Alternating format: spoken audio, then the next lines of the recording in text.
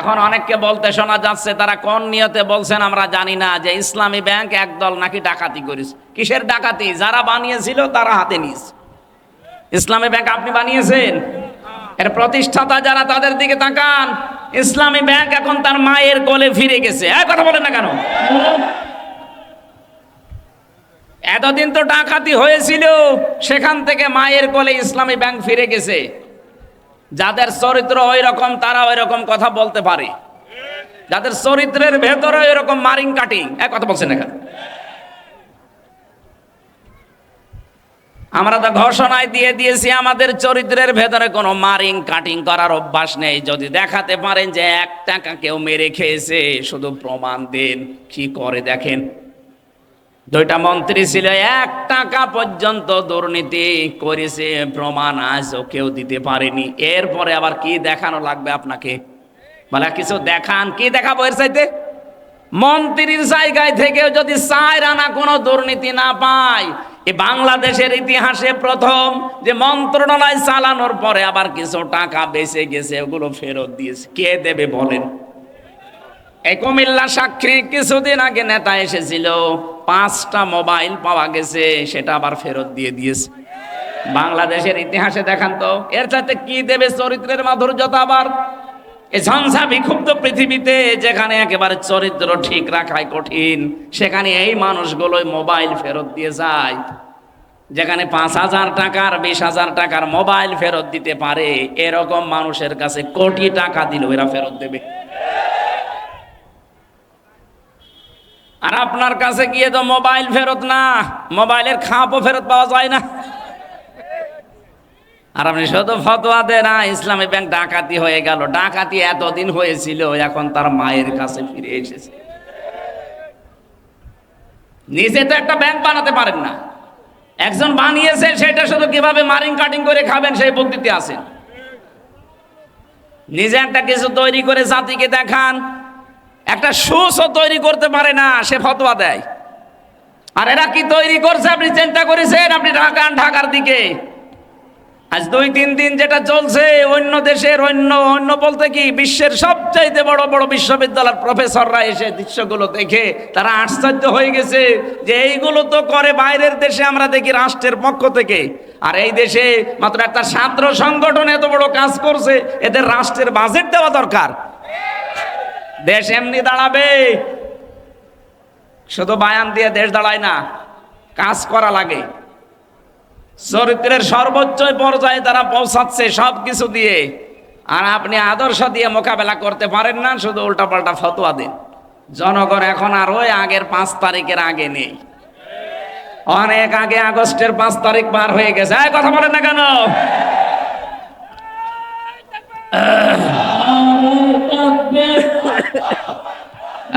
কথা বলতে দেন, কথা বলতে দেন। কুমিল্লাবাসী উনি 14টা সুটকেস নিয়ে চলে যাচ্ছে, আর নবীজি বলেন, আলী এগুলো নিয়ে গেলে আমার আলামিন নামের কলঙ্ক হয়ে যাবে। আপনি এতগুলো সুটকেস নিয়ে চলে গেলেন, আপনার মুসলমান নাম আপনার হাজি নামের কলঙ্ক হইল না?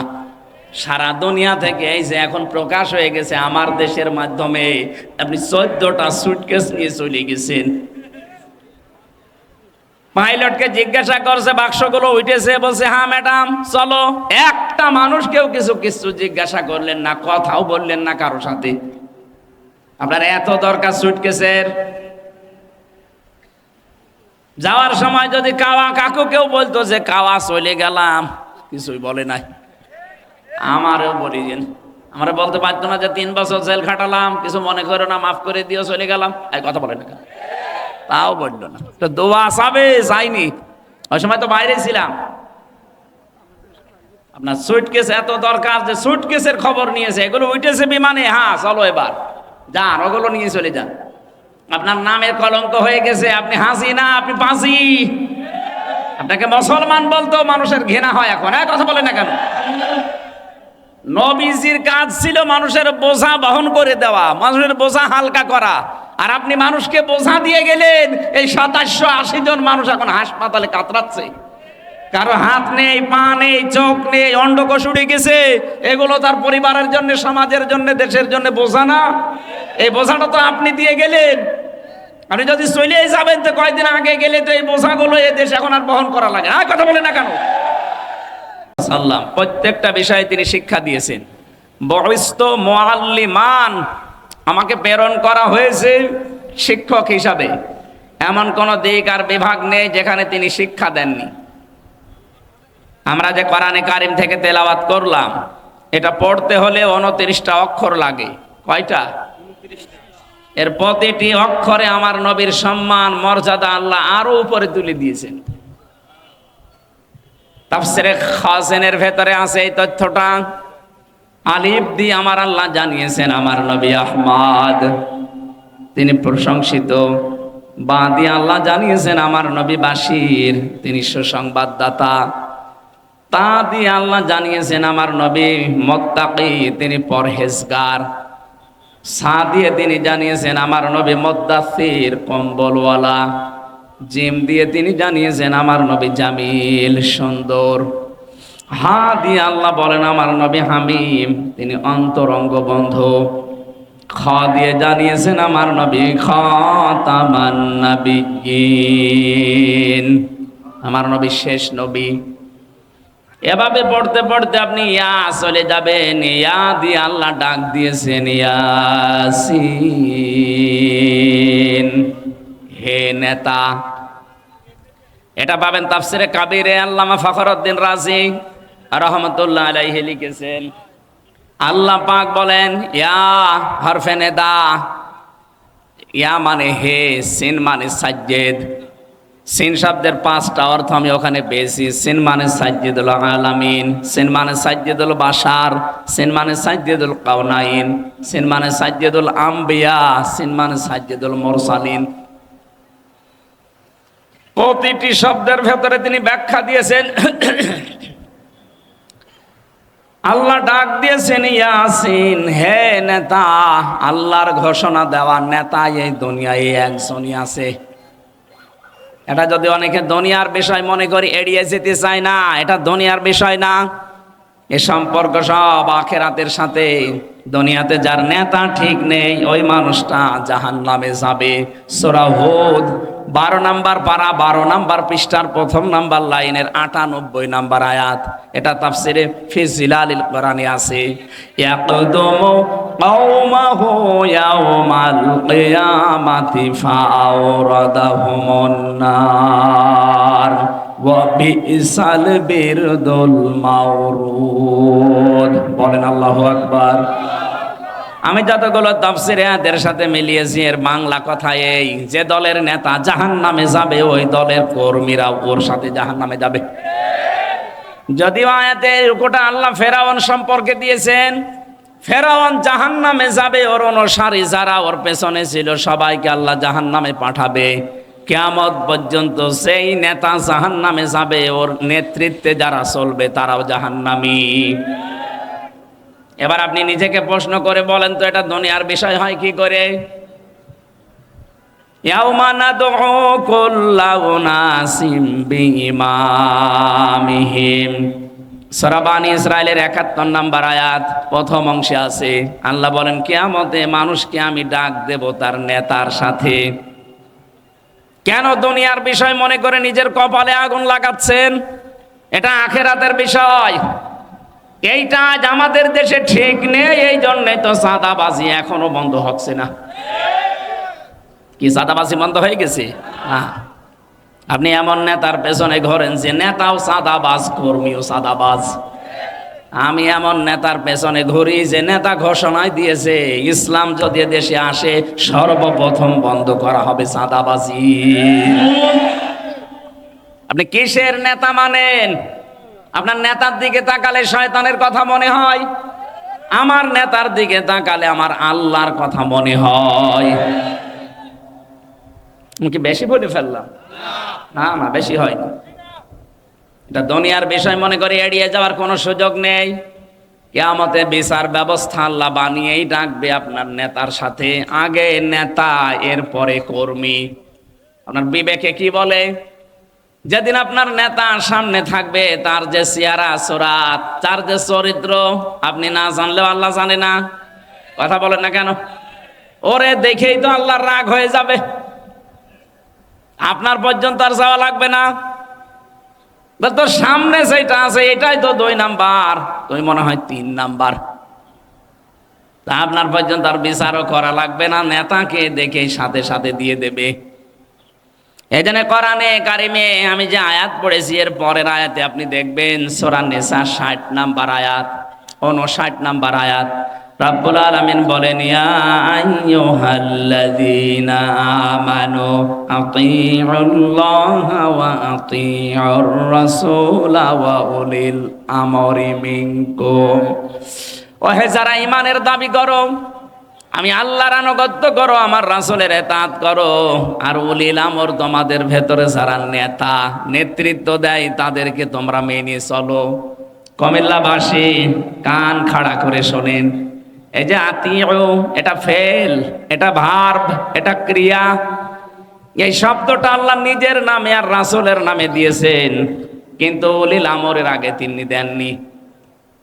মুফাসসিরিন ইকরাম বোঝাতে চেয়েছেন আল্লাহ আর রাসূলকে মানা লাগবে, কোনো প্রশ্ন করা যাবে? আরো জোরে বলেন। আপনার বুঝে আসুক বা না আসুক মানা লাগবে, এইটাই ফাইনাল। কিন্তু উলিল আমর যারা আল্লাহ রাসূলের পরে দুনিয়ায় নেতৃত্ব দেবে, এদেরকে মানতে হলে মাস্ট বি দেখা লাগবে লোকটা আল্লাহ রাসূলকে মেনে চলে কিনা। আল্লাহ রাসূলকে যদি মেনে চলেও আমার আত্মীয় না হলেও ওইটাই আমার নেতা। আল্লাহ রাসূলকে মানি না, ও আমার বাবা হলেও ওরে আমি মানি না। এটা যত বদ্ধমূল করতে পারবেন দুনিয়ার জীবনে তত শান্তি পাবেন। এইটা আজ বাস্তবতায় আমরা নিতে চাই না, অনেকে ভয় পায় আর বলে যে না হুজুর এটা রাজনীতি, এটা বলার দরকার নেই। এটা না বলতে বলতে তো আজ আমাদের অবস্থা এই পর্যায়ে পৌঁছিয়েছে। আমাদের বউগুলো এখন রাজমিস্ত্রি, আর আমরা যোগাইলে কথা বলছে না।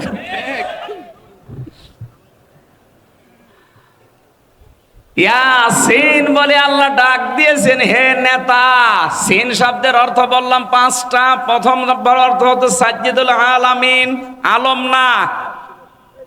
এখন বিশ্বে 257টা রাষ্ট্র আছে, কিছুদিনের ভেতরে আরো 6টা রাষ্ট্র বাড়তেছে। কথা বোঝেন কি? এই যে 7 সিস্টার যদি ভেঙে যায় আরো 6টা রাষ্ট্র বাড়বে। 257 আর 6 কত হয়? কয়েকদিন পরে পৃথিবীর মানচিত্রে আপনারা দেখতে পাবেন 263টা রাষ্ট্র হয়ে গেছে।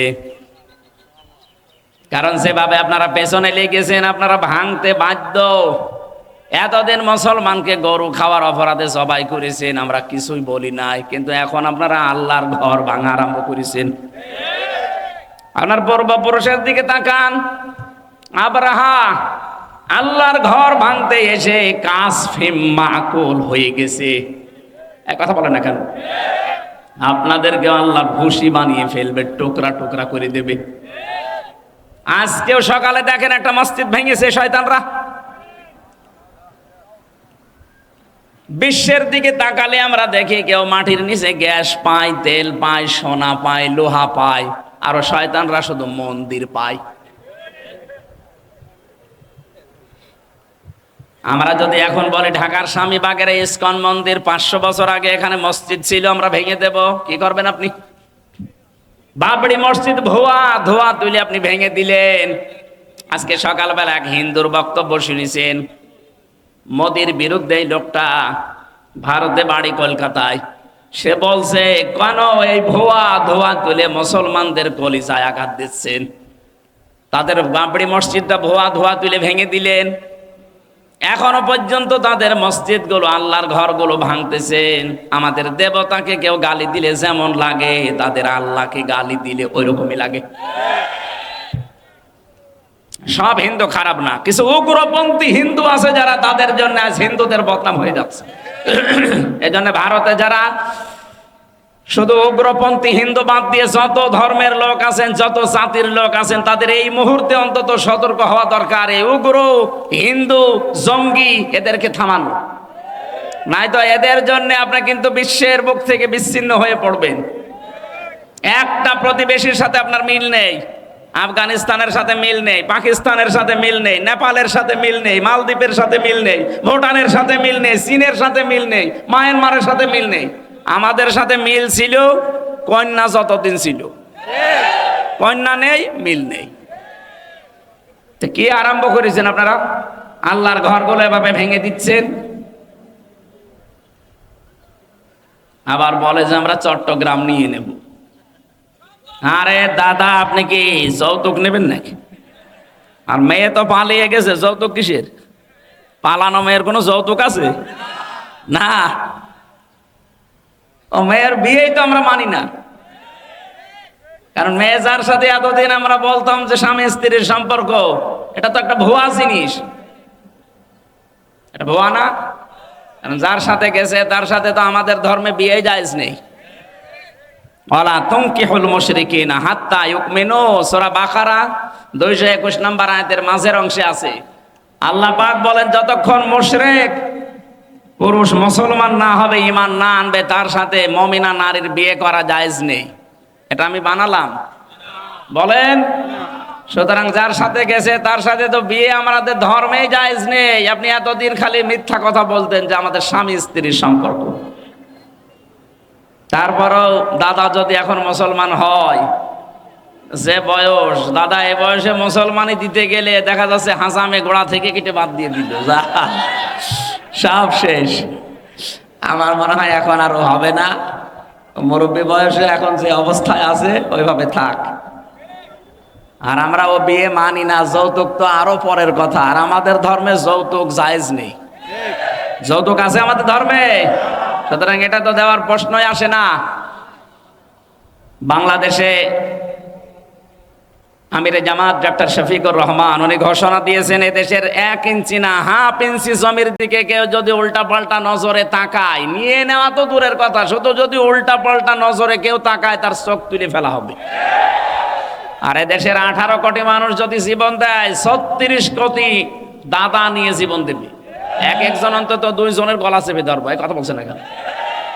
ওদের মরণের খুব ভয়। আমি ভারতের বহু প্রদেশে গেছি, আমার তো আমার মনে হয় 16, 17, 18, 19 এগুলো সবই ওইদিকে কেটেছি। আমি কয়েক মাস ধরে পড়ে থাকতাম ওদের বিভিন্ন প্রদেশে আমি গেছি। ওদের খুব ভয় মরণের, ওদের সাথে মিশে আমি যা দেখেছি খুব ভয় মরণের। ওয়ালা তাজিদান্নাহুম আহরাসান নাসি আলা হায়াতি ওয়া মিনাল্লাযিনা আশরাকু, সূরা বাকারার ভেতরে আছে। আল্লাহ পাক বলেন, ওয়ালা তাজিদান্নাহুম, লামে তাকিদ নুনে সাকিলা। আল্লাহ গ্যারান্টি দিয়ে জানিয়েছেন অবশ্যই আপনি তাদেরকে দেখতে পাবেন জীবনের প্রতি খুব বেশি মায়া তাদের, যারা মুশরিক।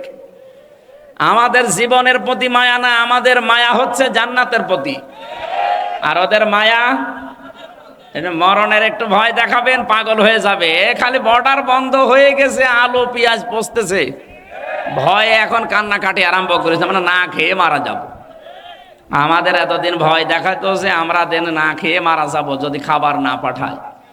আরে ভাই, আমাদের ঈমান যাই আছে, এই ঈমানের উপরে ভিত্তি করে আমরা বলতে পারি আমাদের মুসলিম জাতির বছরে 1 মাস না খেয়ে থাকা ফরজ। আর আমাদেরকে আপনারা খাবারের ভয় দেখান, এখন নিজেরা পেছে পড়েছি মরেন। আমরা আহ্বান জানাচ্ছি, যেহেতু প্রতিবেশী এই হিসাবে উগ্রপন্থী হিন্দুদেরকে সারা ভারতবর্ষ মিলে থামাবেন। যে যে ধর্মে অনুসরণ করেন করেন, কিন্তু এই উগ্রদের, এই জঙ্গিদেরকে থামান। তামাম দুনিয়ার নিকৃষ্ট জাতিতে আপনাদের কিন্তু পরিণত করে দিচ্ছে। ডোনাল্ড ট্রাম্প পর্যন্ত 7-8 দিন আগে রেগে গেছে, কারণ খ্রিস্টান 2টা যুবতী মেয়েকে ভারতের মাটিতে ওরা একেবারে উলঙ্গ করে হাঁটিয়েছে। ট্রাম্পের এটা মনে নেই, ও যাতে মাতাল হলো তাহলে ঠিক আছে। এজন্য অলরেডি ঘোষণা দিয়েছে না কয়দিন আগে, যে জানুয়ারির 20 তারিখে আমার শপথ নেওয়ার পরে আমার মেয়েকে যারা উলঙ্গ করে রাস্তায় হাঁটিয়েছে, আমার বোনকে, আমার মাকে, সেই ভারতের 16 লাখ লোক আমার দেশে আছে আমেরিকা, এখান থেকে সব পাঠিয়ে দেব। দাদার এবার ধুতি সামলাতে জীবন বের হয়ে যাবে। এই জন্য উল্টাপাল্টা জায়গায় হাত দিয়েছেন, এতদিন মিথ্যা ছড়িয়েছেন আমাদের দেশে সাম্প্রদায়িক সম্প্রীতি নেই, এখানে সংখ্যালঘু নির্যাতন হয়, এটা ডাহা মিথ্যা কথা। বলেন ভয়েস অফ আমেরিকা, মাইক্রোসফট, এগুলো সব খ্রিস্টানরা চালায়, তাদের কথাগুলো শোনেন তো কি রিপোর্ট দিচ্ছে। আগস্টের 5 তারিখের পর থেকে আজ 4 মাস হয়ে গেল, এই দিনে সবচাইতে বেশি এই 4 মাসে এই 15.5 বছরের ভেতরে যারা অন্য ধর্মে আছে তারা সবচাইতে বেশি নিরাপদে আছে। আপনারা মিথ্যা ছড়িয়ে কি করবেন? এই তো আজ 4 দিন না 5 দিন আগে পঞ্চগড় এবং মাগুরা এই 2 জেলা থেকে 2টা মহিলা গিয়েছিল ভারতে চিকিৎসা নেওয়ার জন্য। সাংবাদিক হয়েছে মলম সাংবাদিক, যেটা হকার, এই হকারের আর এক বন্ধু আছে, সে বলছে বলেন আমার মেয়েকে বাংলাদেশে রেপ করেছে, আমাদের পূজা পার্বণ করতে দেয় না, আমরা আর টিকতে পারলাম না, এই জন্য আমরা চলে এসেছি। ও মেয়েটা পুরা উল্টিয়ে গেছে, এই কি বলিস, আমরা এসেছি আমার মেয়ের হাতের চিকিৎসা করাতে, আর কিসের পূজা পার্বণ করা? আগস্টের 5 তারিখের পর থেকে সবচাইতে বড় নিরাপদে আছি আমরা বাংলাদেশে। এই জন্য মিথ্যার কেউ এখন খেতে চাচ্ছে না, সব প্রমাণ হয়ে গেছে। সাম্প্রদায়িক সম্প্রীতির 1 নাম্বার দৃষ্টান্ত পৃথিবীর এই 257টা দেশের ভেতরে বাংলাদেশ। জোরে বলেন আল্লাহু আকবার। এই সম্প্রীতি কেউ নষ্ট করতে পারবে না। এদেশের সংখ্যালঘু বলে কিছু নেই, মাইনরিটি মেজরিটি কিচ্ছু নেই, আমরা সব এক। জন্ম যারা নিয়েছি এই দেশে তারা এদেশের গর্বিত নাগরিক, কথা বলে না কেন? সুতরাং এই উগ্রদেরকে থামান আপনারা, নাই তো সারা পৃথিবী থেকে বিচ্ছিন্ন হয়ে পড়বেন। যদি 7 সিস্টার ভেঙে যায়, যেহেতু বিশ্বে এখন 257টা 263টা রাষ্ট্র হয়ে যাবে, এই 263টা রাষ্ট্রের যেখানে আপনি বাস করেন সেখানে আপনাকে বিশ্ব নবীকে নেতা মানা লাগবে। এর নাম সাইয়্যিদুল আলামিন, আলম না। শুধুমাত্র এই পৃথিবীর এই 263টা রাষ্ট্র না, যত জগৎ আল্লাহ বানিয়েছে, কেউ যদি বলে আমি চাঁদের দেশে থাকি সেখানেও আপনাকে নবীকে মানা লাগবে। কেউ যদি বলে আমি মঙ্গল গ্রহে থাকি সেখানেও নবীকে মানা লাগবে। ইয়াতানাজ্জালুল আমরু বাইনাহুন্না, আল্লাহ পাক বলেন প্রতিটি আসমানে আমার বিধিবিধান নাজিল হচ্ছে, যেখানে যেই সৃষ্টি আছে তার জন্য ওইরকম বিধান আমি নাজিল করি। যেখানেই যাবেন আপনাকে নবী ছাড়া অন্য কাউকে আপনি মানতেই পারবেন না। 2 নম্বরে সাইয়্যিদুল বাশার, বাশার মানে মানুষ। কেউ যদি বলে আমি মানুষ, মানুষ পদবাচ্যে যারা বিবেচিত, মাস্ট বি তাকে নবীকে নেতা মানা লাগবে। শুধুমাত্র দুনিয়ার এই জগৎ না, মানুষ না, সাইয়্যিদুল কাউনাইন বলা হয়েছে 3 নাম্বার। শুধু দুনিয়া না, আখেরাতেও আপনার জন্য আমার জন্য বিশ্ব নবী হবেন একমাত্র নেতা। অন্যান্য যত নবী আছে সবাই অপারগতা স্বীকার করবে, মুহাম্মাদুর রাসূলুল্লাহ পড়ে যাবে সেজদা। 50 বছর কেটে যাবে এক সেজদায়। আল্লাহ পাক বলেন হাবিব মাথা তোলেন, সেজদা থেকে মাথা তোলেন, আজকে আপনি যা বলবেন আপনি সব কথাগুলো আমি আজকে কবুল করে নেব। সুতরাং শুধু এ জগতে কাজে লাগছে তা না, মরণের পরও আমার নবীকে দরকার আছে না নেই? এখনো পর্যন্ত যারা রাজনীতি মনে করে কানে তোলা দিয়ে আছেন, কান একটু ছাড়ান, হাত সরান। শুধু দুনিয়া না, আখেরাতেও কাজে লাগবে। যার সিগনেচার ছাড়া, যার সার্টিফিকেট ছাড়া, যার সুপারিশ ছাড়া কেউ জান্নাতের গেটে যেতে, আরো জোরে বলেন। 4 নম্বরে শুধু আমাদের মানুষের না, উভয় জগতে না, সাইয়্যিদুল মুরসালিন, যাদের রাসূল আল্লাহ পাঠিয়েছেন তাদের জন্যও তিনি সাইয়্যিদ। 5 নম্বরে সাইয়্যিদুল আম্বিয়া, শুধু নবীদের না, শুধু রসুলদের না, সবার জন্য তিনি ছিলেন একমাত্র নেতা। হযরতে মুসা আলাইহিস সালাম এত বড় পাওয়ারফুল নবী, আল্লাহর সাথে কথা বলতেন। তিনি যদি এখন বাংলাদেশে আসেন আর কেউ যদি মুহাম্মদুর রাসূলুল্লাহকে বাদ দিয়ে মুসা নবীর আদর্শ গ্রহণ করে নিছক, সে জাহান্নামী। কথা বলেন না কেন? কি মনে করেন আপনি বলেন তো? মুসা নবীর মতো এত বড় পাওয়ারফুল নবী এখন যদি আসে, তাকে মেনে নিলে যদি আপনি জাহান্নামে যান, মুসা নবীর চাইতে আপনার বাবা, আপনার স্বামী, আপনার নেতা কি বড় নাকি? কাকে মানেন আপনি? এই মুহূর্ত থেকে যে উলিল আমরি মিনকুম যে ব্যাখ্যা বললাম, আতিউ শব্দটা আল্লাহ এই জন্যে দেননি, কারণ আল্লাহ রাসূলকে মানতে গেলে প্রশ্ন নেই, প্রশ্ন করলে আপনার ঈমান থাকবে না। কিন্তু উলিল আমর যারা দুনিয়াতে যারা নেতৃত্ব দেবে আল্লাহ রাসূলের পরে সে যেই হোক, আগে দেখতে হবে লোকটা আল্লাহ রাসূলকে মানে কিনা। বুঝেছেন কিনা বলেন এ পর্যন্ত? বুঝেছেন? আপনারা বুঝলে শুধু হচ্ছে না, আমার এগুলো তো বুঝবেই। যতদূর পর্যন্ত এই আওয়াজ যাচ্ছে, রেকর্ড হচ্ছে, তামাম দুনিয়া ছড়িয়ে যাচ্ছে, সবাইকে উদ্দেশ্য করে বলছি আপনার বিবেকটা কাজে লাগাবেন। আল্লাহ আমাদেরকে বিশ্ব নবী মুহাম্মদুর রাসূলুল্লাহ একমাত্র আদর্শ মেনে চলার তৌফিক দাও, বলেন আমিন। ইয়াউমাইযিল লা তানফাউশ শাফাআতু ইল্লা মান আযিনা লাহুর রাহমানু ওয়া রাদিয়া লাহু কওলা। সূরা তাহা 16 নম্বর পারা 18 নম্বর পৃষ্ঠার 10 নম্বর লাইনের 109 নম্বর আয়াতে আছে। আল্লাহ বলেন সেদিন সুপারিশ কাজে লাগবে না, যার কথা শুনতে আমি আল্লাহ রাজি না হব এবং যার প্র্যাকটিক্যাল লাইফের উপরে আমি আল্লাহ রাজি না থাকব। কুমিল্লাবাসী, নবীজির সুপারিশ যদি আমি আপনি পেতে চাই, আমার জীবনকে আগে পাল্টাতে হবে। জীবন পাল্টানোর যতগুলো নিয়ম নীতি আছে কোরআনে আমি 500 নিয়ম পেয়েছি, তার ভেতরে আজকে একটা বলছি। আমার আলোচনার বিষয় আজকে আমানাত। কি বললাম? বলেন বলেন। মানব জীবনের একটা গুরুত্বপূর্ণ পাঠ এটা। পুরা কোরআনে এরকম 500টা পাঠ আছে, এর ভেতরে আজকে আমি একটা বলছি, আমানাত। শব্দটা শুনতে যত সহজ মনে হচ্ছে, বিষয়টা অত সহজ না। এর ভেতরে আমার মনে হয় দুনিয়া আখিরাত সব আল্লাহ লুকিয়ে রেখেছেন। আমানত এমন একটা গুরুত্বপূর্ণ বিষয়, নবী মুহাম্মদুর রাসূলুল্লাহ জানিয়েছেন কিয়ামতের আগে দৃশ্যটা দুনিয়ায় এমন হবে, মাইকিং করেও একজন আমানতদার মানুষ খুঁজে পাওয়া যাবে না। আমার মনে হয় সেই সময় এখন প্রায় চলে এসেছে। আপনি তাকান, এখন মাইকিং করে একটা আমানতদার মানুষ খুঁজে পাওয়া যায় না। অথচ একটা মানব জীবনের গুরুত্বপূর্ণ পাঠ, নবীজিকে মানুষ আমানতদার এই শব্দটা বলে আরবে ডাক দিত। আমানতদার বলতো না, আল আমিন, আস সাদিক, এমনি এমনি বলে নাই। সে জীবনে এত বেশি আমানতের দায়িত্ব পালন করেছেন, নিজের জামাই হযরতে আলীকে মরণের বিছানায় রেখে গেছে, তারপরও আমানতের দায়িত্ব ভুলে যাননি।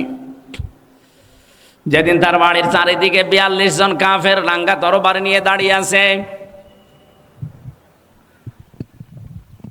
বিশ্ব নবী ডাক দিয়ে বললেন, আলী, চারিদিকে ওরা দাঁড়িয়ে আছে আমাকে হত্যা করার জন্যে। ওই যে ঘরের ভেতরে টোপলা দেখতে পাও, ওগুলো সব ওই ওদের, যারা আমাকে হত্যা করার জন্য এসেছে। আমি আল্লাহর আদেশ পেয়েছি, এ মুহূর্তে যদি আমি চলে যাই তাহলে আমার আল আমিন নামের কলঙ্ক হয়ে যাবে। আমানতদার আমি, ওরা নিজেরাই আমাকে ডাকে, তাহলে এই আমানতদারের কলঙ্ক হয়ে যাবে। তুমি আমার বিছানার উপরে চাদর মোড়া দিয়ে শুয়ে থাকো, সকালবেলা ওরা এসে যখন আমাকে পাবে না, পাবে তোমাকে। তুমি তখন পাওয়ার সঙ্গে সঙ্গে, যেহেতু নেতার ছেলে, তোমারে হয়তো কিছু বলবে না। তুমি সঙ্গে সঙ্গে আমানতের দায়িত্বটা পালন করার পরে 3 দিনের মাথায় মদিনায় আমার সাথে দেখা করবা। ও বাংলার মুসলমানেরা, চিন্তা করেন তো, এই কঠিন মুহূর্তে যেখানে জীবন মরণ নিয়ে টানাটানি, সেখানেও নবীজি আমানতের দায়িত্ব ভোলেন নাই। নিজের জামাইকে মরণের বিছানায় রেখে যাচ্ছেন, অথচ আপনি কি করলেন? এ বিশাল আমানতটা জনগণ আপনাকে দিতে চায়নি, তারপর আপনি নিজে নিজে আমানতদার সেজেছিলেন। কথা বলে না কেন? তিনটা নির্বাচনে আমরা কেউ তাকে জোর করে দিতে চাইনি, তিনি জোর করে আমানতের দায়িত্বটা নিয়েছিলেন। কি করলেন নিয়ে? এই যে চলে গেলেন, কত ঋণ আমাদের মাথার উপরে দিয়ে গেলেন আপনি। এখন এই দেশে একটা মানুষ জন্ম নিলে কমপক্ষে 1,10,000 টাকা তার মাথার উপরে ঋণ। রিপোর্ট দেওয়া হচ্ছে এই দেশে প্রতি বছরে, এই 15.5 বছরে, প্রত্যেক বছরে 42,000 কোটি টাকা শুধু পাচার হয়েছে। এক দরবেশ সেই টাকা মেরে খেয়েছে 36,000 কোটি। এস আলম একটা কোলাঙ্গার ইসলামী ব্যাংক থেকে ৮০,০০০ কোটি টাকা মারিং কাটিং করেছে। এখন অনেককে বলতে শোনা যাচ্ছে, তারা কোন নিয়তে বলছেন আমরা জানি না, যে ইসলামী ব্যাংক একদল নাকি ডাকাতি করেছে। কিসের ডাকাতি? যারা বানিয়েছিল তারা হাতে নিয়েছে। ইসলামী ব্যাংক আপনি বানিয়েছেন? এর প্রতিষ্ঠাতা যারা, তাদের দিকে তাকান। ইসলামী ব্যাংক এখন তার মায়ের কোলে ফিরে গেছে। কথা বলেন না কেন? এতদিন তো ডাকাতি হয়েছিল, সেখান থেকে মায়ের কোলে ইসলামী ব্যাংক ফিরে গেছে। যাদের চরিত্র ওই রকম তারা ওই রকম কথা বলতে পারে, যাদের চরিত্রের ভেতরে ওই রকম মারিং কাটিং। কথা বলছেন না কেন? আমরা তো ঘোষণায় দিয়ে দিয়েছি আমাদের চরিত্রের ভেতরে কোনো মারিং কাটিং করার অভ্যাস নেই। যদি দেখাতে পারেন যে 1 টাকা কেউ মেরে খেয়েছে, শুধু প্রমাণ দেন। কি করে দেখেন। 2টা মন্ত্রী ছিল, 1 টাকা পর্যন্ত দুর্নীতি করেছে, প্রমাণ আজও কেউ দিতে পারেনি। এরপরে আবার কি দেখানো লাগবে আপনাকে? বলে কিছু দেখান। কি দেখাবো এর চাইতে? মন্ত্রীর জায়গায় থেকেও যদি 4 আনা কোনো দুর্নীতি না পায়, এই বাংলাদেশের ইতিহাসে প্রথম যে মন্ত্রণালয় চালানোর পরে আবার কিছু টাকা বেঁচে গেছে, ওগুলো ফেরত দিয়েছে। কে দেবে বলেন? এই কুমিল্লা সাক্ষী কিছুদিন আগে নেতা এসেছিল, 5টা মোবাইল পাওয়া গেছে, সেটা আবার ফেরত দিয়ে দিয়েছে।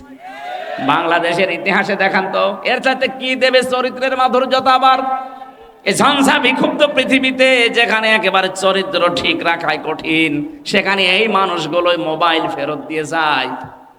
যেখানে 5,000 টাকার 20,000 টাকার মোবাইল ফেরত দিতে পারে, এরকম মানুষের কাছে কোটি টাকা দিলেও এরা ফেরত দেবে। আর আপনার কাছে গিয়ে তো মোবাইল ফেরত না, মোবাইলের খাপও ফেরত পাওয়া যায় না। আর আপনি শুধু ফতোয়া দেন, না ইসলামী ব্যাংক ডাকাতি হয়ে গেল। ডাকাতি এতদিন হয়েছিল, এখন তার মায়ের কাছে ফিরে এসেছে। নিজে তো একটা ব্যাংক বানাতে পারেন না, একজন বানিয়েছে, সেটা শুধু কিভাবে মারিং কাটিং করে খাবেন সেই পদ্ধতি আছে। নিজে একটা কিছু তৈরি করে জাতিকে দেখান। একটা সুসও তৈরি করতে পারে না, সে ফতোয়া দেয়।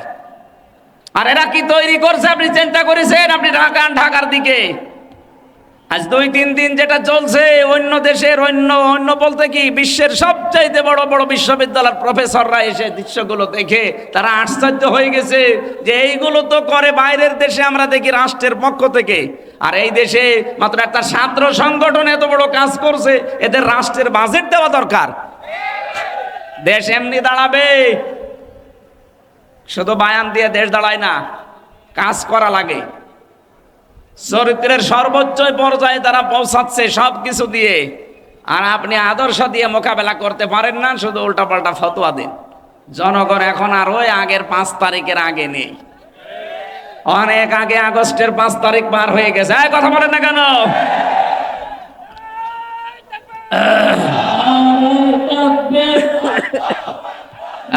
কথা বলতে দেন, কথা বলতে দেন। কুমিল্লাবাসী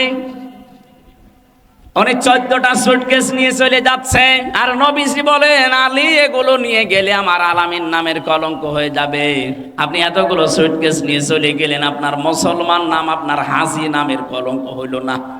সারা দুনিয়া থেকে এই যে এখন প্রকাশ হয়ে গেছে আমার দেশের মাধ্যমে, আপনি 14টা সুটকেস নিয়ে চলে গেছেন। পাইলটকে জিজ্ঞাসা করছে, বাক্সগুলো উঠেছে? বলছে হ্যাঁ ম্যাডাম, চলো। একটা মানুষ কেউ কিছু জিজ্ঞাসা করলেন না, কথাও বললেন না কারো সাথে। আপনার এত দরকার সুটকেসের? যাওয়ার সময় যদি কাকু কেউ বলতো যে কাওয়া চলে গেলাম, কিছুই বলে নাই। আমারও বলিছেন, আমরা বলতে পারতো না যে 3 বছর জেল খাটালাম, কিছু মনে করো না, মাফ করে দিও, চলে গেলাম? এই কথা বলে না, তাও বললো না। তো দোয়া চাবে, যাইনি, ওই সময় তো বাইরে ছিলাম। আপনার সুটকেস এত দরকার যে সুটকেসের খবর নিয়েছে, এগুলো উঠেছে বিমানে, হ্যাঁ চলো এবার যান, ওগুলো নিয়ে চলে যান। আপনার নামের কলঙ্ক হয়ে গেছে, আপনি হাসি না, আপনি পাঁচি। আপনাকে মুসলমান বলতো মানুষের ঘৃণা হয় এখন। কথা বলে না কেন? নবীজির কাজ ছিল মানুষের বোঝা বহন করে দেওয়া, মানুষের বোঝা হালকা করা। আর আপনি মানুষকে বোঝা দিয়ে গেলেন। এই 2780 জন মানুষ এখন হাসপাতালে কাতরাচ্ছে, কারো হাত নেই, পা নেই, চোখ নেই, অন্ডকোষ উঠে গেছে। এগুলো তার পরিবারের জন্য, সমাজের জন্য, দেশের জন্য বোঝা না? এই বোঝাটা তো আপনি দিয়ে গেলেন। আপনি যদি চলে যাবেন তো কয়েকদিন আগে গেলে তো এই বোঝাগুলো এই দেশ এখন আর বহন করা লাগে না। কথা বলে না কেন? কোটি কোটি টাকা ঋণ দিয়ে গেলেন আমাদের দেশে, চলে যাবেন তো আগের থেকে চলে যেতে পারলেন না? এই মহাসাগরে আমাদেরকে ভাসিয়ে রেখে গেলেন।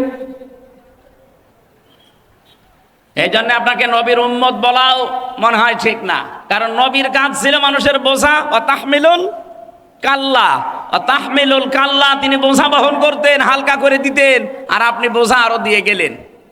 ইন্নাকা লা তাসিলুর রহিমা, হে নবী আপনি ভয় পাবেন না। কিসের ভয় আপনার? আপনি তো মানুষের সম্পর্ক ঠিক রাখেন। আর 15.5 বছরে কার সাথে আপনার সম্পর্ক আছে বলেন? কোন আলেমের সাথে আপনার সম্পর্ক নেই। যেগুলো আলেম নামে সম্পর্ক ছিল সবগুলো জালেম। এই ফরিদউদ্দিন মাসউদ একটা টাটকানির ভেজাল জালেম। ওইটা কোরআনের পাখির নামে ও ফাঁসির আদেশ চেয়েছে শাহবাগে গিয়ে। ওটারে আলেম বললে গোনা হবে। যেই দিন এরকম উল্টাপাল্টা কাজ করেছে, আর একজনকে দেখতাম বাইতুল মোকাররমের ইমাম, কওমি জননী নাম দিয়েছে জালেমাকে। ওই দিন 76 জন আলেম আমার সাথে জেলখানায়, কওমি মাদ্রাসার মাওলানা মামুনুল হক সহ প্রত্যেকে বরদোয়া দিয়েছে। যে কইল কি এই লোকটা? শাপলা চত্বরে হাজার হাজার মানুষকে যায় যে মহিলার ইঙ্গিতে দুনিয়া থেকে বিদায় করে দিল। আর আমরা এখনো পর্যন্ত যে মহিলার ইঙ্গিতে জেল খাটতেছি, জেনার তহমত মাথায় নিয়ে। মামুনুল হকের মামলা কি ছিল? ব্যভিচারের মামলা। জেনার মামলা দিয়েছে আমার নামে, আর আমার জাতি ভাই হয়ে ওই জালেমাকে নাম দিচ্ছে কওমি জননী। ওই দিন একেবারে সারা দিন সারা রাত ধরে শুধু জেলখানে ওর নামে বরদোয়া হয়েছে। এইগুলোকে জালেম বলবেন না আলেম বলবেন কোন কারণে আপনি? এই আলেম নামে জালেমদের সাথে আপনার সম্পর্ক, কোন আলেমের সাথে আপনার সম্পর্ক ছিল না। আরো আলেমদেরকে ধরে ধরে কাউকে গুম করেছেন, কাউকে খুন করেছেন, কাউকে আটক করে রেখেছেন বছরের পর বছর। নিজে আমার রিমান্ডে বলতো যে অফিসারগুলো যে আপনার কোনো দোষ নেই, আমরা জানি। তে আমার দোষ নেই, আপনারা নিজেরাই বলছেন, এভাবে আমাকে এত কষ্ট দেন কেন? এভাবে টাঙিয়ে রাখেন আপনাকে। আমার মাথায় দড়ি বাঁধা, মনে হচ্ছে ছাগল বেঁধে রেখেছে। আপনি হাসতেছেন। আমি আর যাই হয় আমার নামের আগে একটা আলেম লেখা নেই। এক কথা বলেন না কেন? কিয়ামতে আল্লাহ আলেমদেরও যখন বিচার করবেন, হাদিস চারিদিকে ঘিরে নেবেন কুদরতের কাপড় দিয়ে, যেন অপমান বেশি না হয়। আর আপনি অপমান আরো যেন বেশি হয় সেই কাজ করেছেন। কালো কাপড় দিয়ে চোখ বাঁধা, হাত পেছনে বাঁধা, সামনে বাঁধলে তো হয়, পেছনে বাঁধে যেন হাত কেটে যায়। আবার ডান্ডা বেড়ি লাগানো পায়ের সাথে। আমার এমনি শরীর চলে না, 3টা বছরে তো কোনো চিকিৎসা দেননি। এই অবস্থায় যদি হাত বাঁধা, পা বাঁধা, চোখ বাঁধা, আবার মাথায় দড়ি দেওয়া, কি শুরু করেছেন? আবার মাথার উপরে টুপি দিয়ে দিত, হেলমেট, বুকে একটা কিছু দিত যেন কেউ গুলি না মারে। এই যে ভণ্ডামিগুলো শুরু করেছিলেন আলেমদের সাথে, সম্পর্ক আপনার কার সাথে ছিল? দেশের মানুষ আন্দাজে আপনাকে নাম দিত মানুষ কন্যা। যারা সামনাসামনি এরকম প্রশংসা করতো, কই তারা আজকে? আজ সবগুলো আপনার বিরুদ্ধে বলছে। এই যে পলক, এক কথা বলেন না কেন? ইন্টারনেট বন্ধ করে দিয়েছিল আপনার ইশারায়, পলক এখন সব বলে দিচ্ছে। তাও তো এখনো পলককে ডিম দেয়নি, ডিম দিলে সব বলে দেবে। সম্পর্ক যারা ঠিক রাখে মানুষের সাথে, বিশেষ করে আত্মীয়তার সম্পর্ক, রক্তের সম্পর্ক, তাদের কোনো ভয় নেই। আর যারা এই সম্পর্কগুলো আরো নষ্ট করে, তাদের ভেতরে আল্লাহ ভয় ঢুকিয়ে দেয়। এমন ভয় দিয়েছে দুপুরের খাবার খাবে সময় পায়নি। খালি বলেছিল 5 মিনিট, তারপরও সময় দেয়নি। বলে না সে সময়ও নেই, ভয়তে আগেই পালিয়ে গেলেন। পৃথিবীতে যারা পালিয়ে যায় তারা আবার ফিরে আসে, এরকম ইতিহাস আমি পড়িনি। 805 বছর আগে পালিয়েছিল লক্ষণ সেন, আজও ফিরে আসেনি। এসেছে, চলে গেছে, হারিয়ে গেছে। কিছুদিন আগে আশরাফ ঘানি পালিয়েছিল, ফিরে এসেছে? এক কথা বলেন না কেন? মালদ্বীপের রাজা পালিয়েছিল, শ্রীলঙ্কার রাজা, ফিরে এসেছে? না, ফিরে আসার ক্ষমতা এখন আর নেই। এই যে আসাদ, বাশার আল আসাদ চলে গেছে, আসতেছে আর? আপনিও গেছেন আর আসবেন না। আপনার কথা মতো অনেকেই দেশকে উস্কানিতে পা দিয়ে বিভিন্ন জায়গায় অঘটন ঘটাচ্ছে। এদেশের মানুষ কিন্তু সত্যি কথা বলছি, এখন আর আগস্টের 5 তারিখের আগে নেই। কেউ উস্কানিতে পা দিয়ে যদি এই দেশকে অস্থিতিশীল করার চেষ্টা করেন, এ দেশটা এখন ছাত্র জনতা আমাদেরকে আমানত দিয়েছে, এই আমানতের খেয়ানত আমরা করতে, আরো জোরে বলেন করতে। ওই গোপালগঞ্জের কিছু মানুষ আবেগে লাফিয়েছিল, এমন পিটানো পিটিয়েছে পুলিশে, প্রশাসনে, আর্মিতে, পেছনে বান্দরের পেছনের মতো লাল হয়ে গেছে। ওই কয়েকদিন শুনলাম যে গোপালগঞ্জ থেকে কেউ যদি ঢাকায় আসে, বাসে আসবে, বসে আসলে 300 টাকা, দাঁড়িয়ে আসলে 1000 টাকা। কুমিল্লার মানুষের তো তার উপরে এমনি একটা রাগ আছে যে বিভাগ দেয়নি। এ বিভাগের মানুষ অন্তত বিভাগ হবে সামনে, যেহেতু এই জেলার মানুষ আবেগে যেন কারো চক্রান্তে পা দিয়ে, উস্কানিতে পা দিয়ে দেশের 12টা বাজানোর চেষ্টা করবেন না। যারা করেছে তারাও থামবে আশা করছি। এদেশে আমরা এখন সব এক, শুধু ওই 14 দল বাদ দিয়ে বাকি আমরা যারা আছি সবাই মাজলুম। এখন যদি কোনো ঝামেলা তৈরি করেন না, জাতি কিন্তু আপনাকে ক্ষমা করবে না। এই জন্য আমানতের দায়িত্ব নবী নিজে জীবন দিয়ে পালন করছিলেন, আর আপনি আমানতের দায়িত্ব পেয়ে সবগুলো নিয়ে খেয়ানত করে চলে গেলেন। আপনি নবীর উম্মত দাবি করতে পারেন না, এর পরের গুলো তো একটাও মানেন না। আল্লাহ রাব্বুল আলামিন বলেন, ইন্নাল্লাহা, অবশ্যই আমি আল্লাহ, ইয়া'মুরুকুম, তোমাদেরকে আদেশ করছি, আন তুআদ্দুল আমানাতি ইলা আহলিহা, তোমাদের যাবতীয় আমানতকে তার প্রাপকের কাছে পৌঁছিয়ে দেবা। এখানে গচ্ছিত যে আমানতটা আছে এইটার কথা বলা হয়েছে। তাফসিরে ইবনে কাসিরের ভেতর থেকে শোনাচ্ছি, হযরতে ওসমান ইবনে তালহা রাদিয়াল্লাহু তাআলা আনহা, তার ঘটনা এই আয়াতের ভেতরে আছে। নবীজি মক্কা বিজয় করলেন, নিজে উঠের উপরে চড়ে তাওয়াফ করলেন, লাঠি দিয়ে হজরে আসওয়াদকে তিনি স্পর্শ করলেন। এরপরে হযরতে তালহা ওসমান ইবনে তালহাকে ডাক দিয়ে বললেন, এই নাও চাবি, কাবার এই চাবি। দরজা খুলে তিনি 2 রাকাত নামাজ আদায় করে চাবিটা দিয়ে দিলেন। বলেন, কিয়ামত পর্যন্ত তোমার বংশের কাছে এই আমানতটা থাকবে।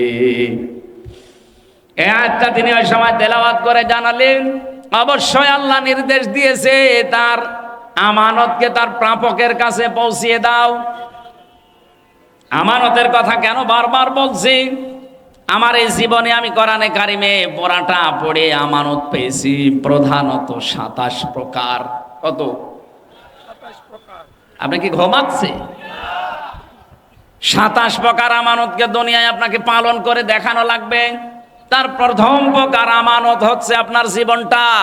এটা আল্লাহ পাক পক্ষ থেকে আপনাকে একটা আমানত দিয়েছেন, মন মতো আপনি ব্যবহার করতে পারবেন না, এমনকি নিজের অঙ্গ প্রত্যঙ্গ যা আছে একটা নিজে নষ্ট করে ফেলতে পারেন না, এটা আমানতের খেয়ানত হবে।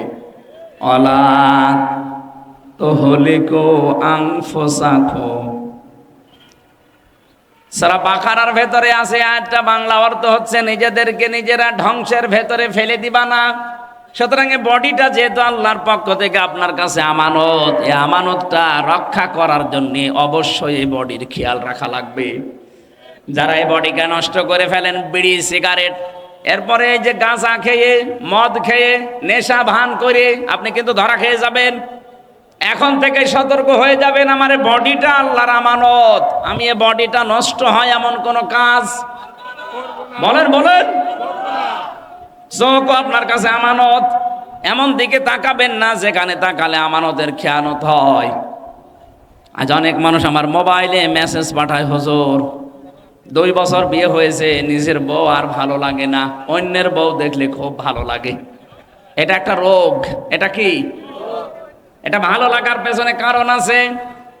আমি 2টা ঔষধ বলছি, এখন থেকে শুরু করে মরণ পর্যন্ত মাত্র 15 দিন একটু মেনে চলেন, দেখবেন 15 দিন পরে অন্যের বউ দেখলে আপনার মেজাজ খারাপ হয়ে যাবে, নিজের বউ দেখলে আপনার আকর্ষণ বাড়বে।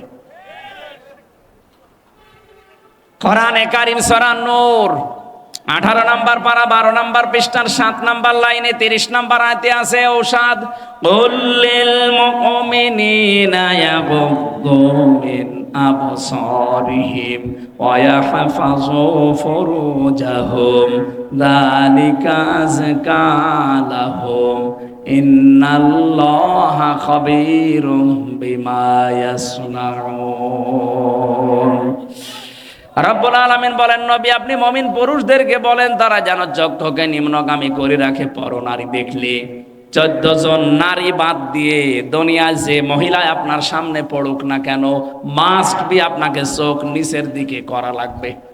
আপনি একটু 15 দিন মেনে চলেন, মাত্র 15 দিন। 14 জন মহিলা বাদ দিয়ে যত মহিলা দুনিয়ায় আছে দেখলে আপনি চোখ নিচের দিকে করবেন। 2 নম্বরে লজ্জা স্থানের হেফাজত করবেন। মেয়েরা যদি কারো সাথে মোবাইলেও কথা বলেন, মা বোন যারা শুনতে পাচ্ছেন, প্রথম নাম্বারে আপনার কথা হবে মোবাইলে খুব শর্টকাট কথা। যদি কারো সাথে বলেন, 14 জন পুরুষের সাথে আপনি কথা বলতে পারেন, এই 14 জনের বাইরে যদি কাবা শরীফের ইমামও কল দেয়, আপনি মোবাইলে কথা বলবেন খুব শর্টকাটে। 2 নম্বরে ভাষা হবে রুক্ষ সূক্ষ্ম। কথা বুঝতেছেন? এগুলো না, আপনার কথাবার্তারা শুনে আরো অনেকে দেখি চলে আসে আপনার কাছে, আসতে চায়। আজ পরিবার অবক্ষয়ের পেছনে কারণ আমার মনে হয় মোবাইলের এই উল্টাপাল্টা কথাগুলো। প্রতিদিন দেখবেন অনশন করছে মেয়েরা, 2-3 বাচ্চার মা এসে চলে এসেছে আফসারি সাহেবের বাড়ি। কি অনশন? বিয়ে করা লাগবে। কেন? এই মোবাইলের ব্যবহারটা সঠিক হওয়া লাগবে। 15 দিন মাত্র একটু চেষ্টা করেন, 15 দিন পরে একটা অনির্বচন সুখ আপনার মনের ভেতরে আল্লাহ দান করবে। শব্দটা কি বললাম? একটা অনির্বচন সুখ আপনি পাবেন। পাখির বাচ্চারা দেখবেন, মুরগির বাচ্চা যখন এর ডানার নিচে আশ্রয় নেয়, ওর পালক পর এত মোলায়েম, এত সফট, এত কোমল, একটার সাথে যখন আরেকটা লেগে যায়, ওর নিচে যখন সিল কাকের থেকে বাঁচার জন্য আশ্রয় নেয়, এই বাচ্চারা যখন দেখে যে মায়ের পালক একটার সাথে আরেকটা লেগে গেছে, একটা সফট কোমল এমন সুন্দর একটা নিচের জায়গা হয়ে যায়, ওখানে এই কম পালকের সাথে আরেকটা পালক লাগলে একটা ঘর্ষণ লাগে, ঘর্ষণ। ওটাকে বাংলায় অনির্বচন সুখ বলে। তখন বাচ্চারা কিচির মিচির আওয়াজ দেয়। তাফসিরে আমি পড়েছি, কোন মানুষ যদি সত্যিই 15 দিন পর্যন্ত আল্লাহর এই 2টা ঔষধ পালন করতে পারেন, তখন দেখবেন জায়েজ জিনিসের প্রতি আপনার আকর্ষণ বেড়ে যাবে, অন্যায় কোনো অবৈধ জিনিস দেখলে আপনার রাগ হবে। আমরা এটা চাই না। কথা বলেন। যাদের মোবাইলে এমন কোন কারো নাম্বার লেখা আছে যে নাম্বারে কথা বলা আপনার জন্য জায়েজ না, এরকম মোবাইলে যদি কারো সাথে কথা বলে থাকেন, সেটিং করে থাকেন, এক্ষুনি ওই নাম্বার ডিলিট করে দেন। এখনই ডিলিট করে দেন। এটা একটা আমানত আপনার জন্য। এই আমানত রক্ষা করেন। 15 দিন আমি সময় দিলাম, আল্লাহর কসম আমি নিজে পরীক্ষা করে বলছি, 15 দিনের ভেতরে মাস্ট বি আপনাকে আল্লাহ একটা পরিবর্তন এনে দেবে।